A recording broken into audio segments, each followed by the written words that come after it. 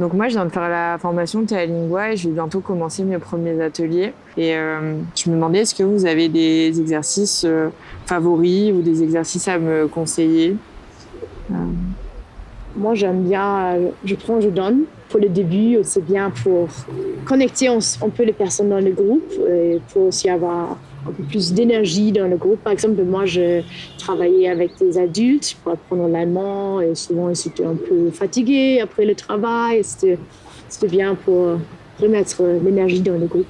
Ok. Moi aussi, j'aime bien le même exercice. Du coup, moi, je le fais en italien au collège. Et je l'aime bien parce que du coup, ça permet d'occuper la place et de parler avec quelques mots déjà et pratiquer la langue. Et ils s'amusent beaucoup. Et du coup, ça marche vraiment trop bien. Et c'est juste un passage d'énergie avec les mains. Je prends, je donne. Du coup, en italien, ça fait prendo do. Prendo do. Prendo do. Prendo do. Prendo do. Prendo do. Prendo do. Prendo do. Prendo do. Perfetto, abbiamo fatto le 3 varianti. Et ces deux mots-là, enfin, ce je prends et je donne peut être remplacé par d'autres mots qu'on peut choisir.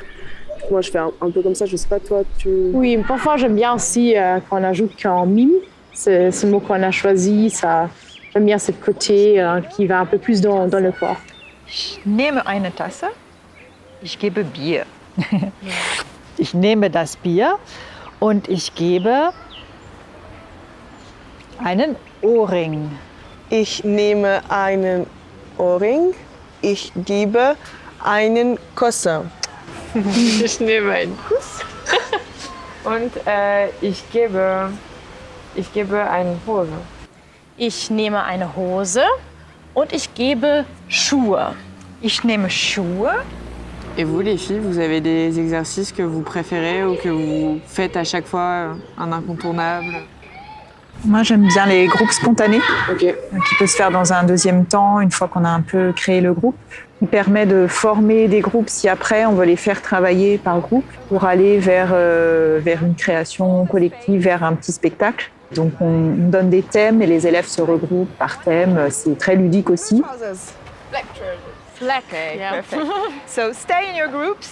I like to see 2 groups, people who prefer chocolate and people who prefer vanilla. Ready? Chocolate. Chocolate. Okay. You are? Chocolate. And you are? Vanilla. Okay. Et une fois qu'ils sont en groupe, on peut leur demander de faire une photo, donc soit d'illustrer un tableau figé, donc soit une ville, un animal, un sport.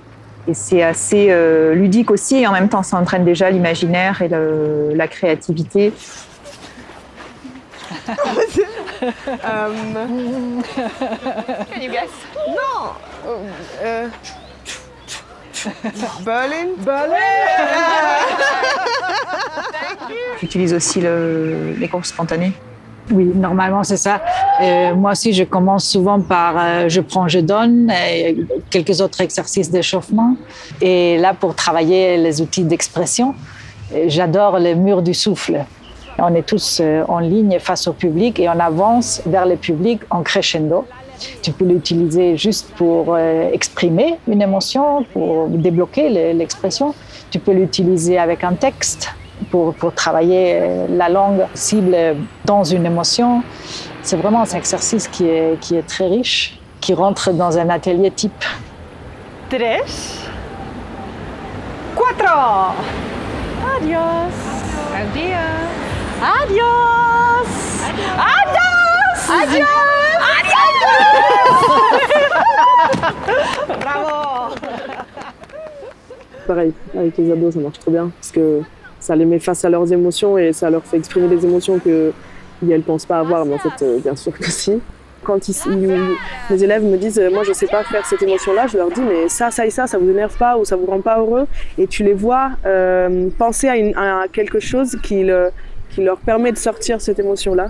Et en plus, ça leur permet d'imaginer un public et du coup, ça met un peu dans l'optique qu'à un moment donné, il y aura un spectacle et il y aura un public et quelqu'un les regardera. Donc moi, je l'aime beaucoup pour les adolescents, c'est vraiment pas mal aussi.